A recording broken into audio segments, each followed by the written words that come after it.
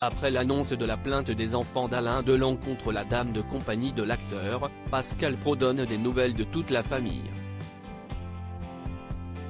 Des nouvelles rassurantes.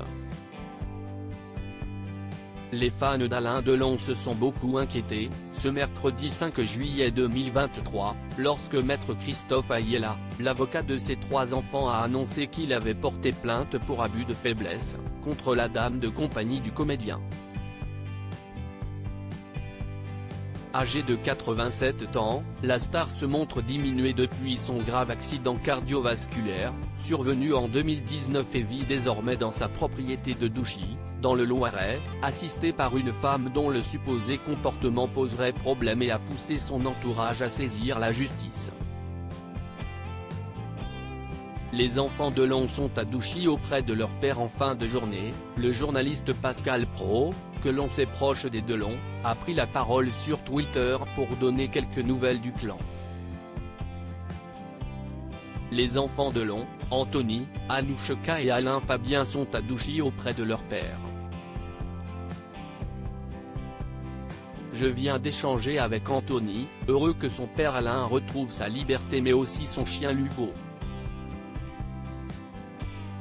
Ce soir la famille Delon dormira dans cette maison qui les a abrités si souvent, a ainsi écrit l'animateur de CNOO et RTL sur le réseau social.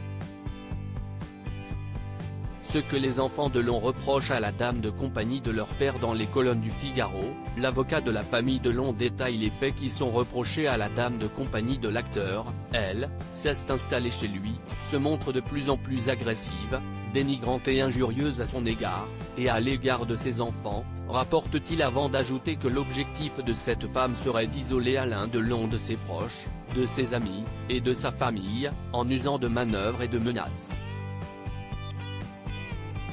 Maître Christophe Ayala assure qu'elle contrôle systématiquement ses conversations téléphoniques et ses messages privés.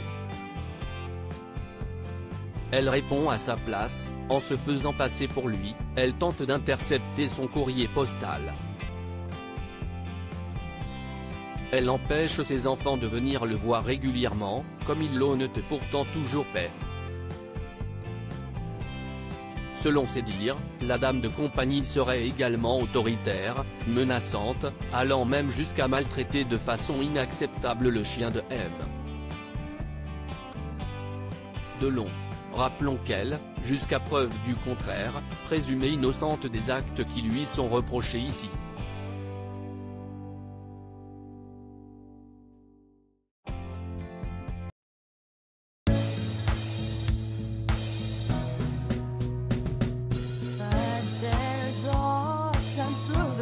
Times